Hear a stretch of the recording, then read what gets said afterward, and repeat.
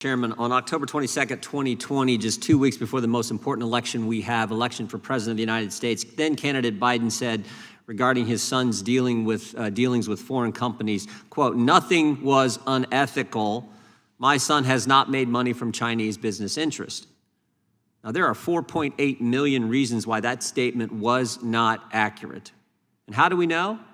How do we know that statement was not accurate? The Washington Post told us so last week. Not Mike Johnson, not President Trump, not Republicans. The Washington Post told us this last week. They did two stories last Wednesday, one at 11 a.m., one at 11:04 a.m.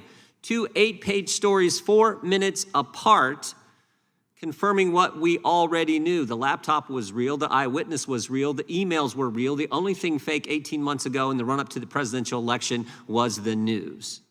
I find that amazing. Two 8-page stories, 4 minutes apart, saying the laptop is accurate, all the emails are accurate, saying this from the Washington Post, when for 18 months they said, no, it was Russian disinformation. I mean, think about what happened in the run-up to the most important election we have. Big media, big tech, and Democrats all colluded to bury that story.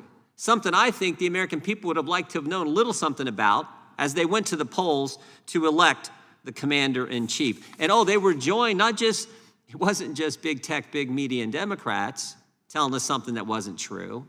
They were joined by 51 former intelligence officials who told us it was Russian disinformation. Now think about this. This is funny how the story has changed. First, it wasn't his laptop. Then it was, it was his laptop, but it was Russian disinformation. Then it was, no, it wasn't Russian disinformation, but Joe Biden wasn't involved. And now it was, Joe was involved, but he did nothing wrong. Amazing how that's all changed in 18 months. So I look forward to hearing from our witnesses and figuring out what we can do with the Foreign Agent Registration Act of 1938. Probably does need some changes, something done to it. But the title of today's hearing is Enhancing FARA, the Foreign Agents Registration Act of 1938. How about we just figure out a way to apply it consistently? As the ranking member said in his opening statements, this has been used just about anyone who was involved in the Trump campaign had it used against them to get information and do a prosecution, do the whole Mueller investigation, which found out there was no collusion. We obviously had collusion here.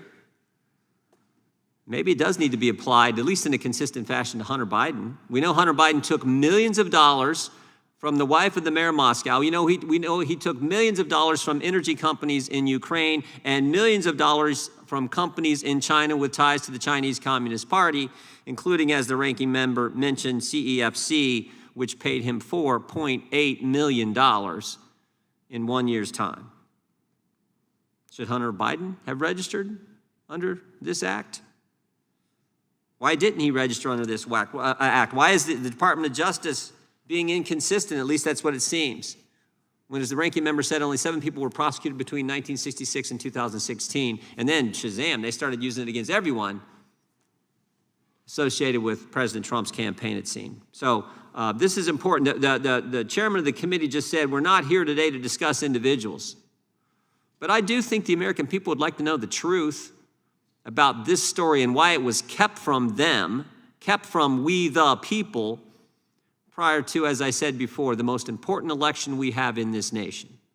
That's important information, and I hope we can begin to dig into that. This committee should dig into that.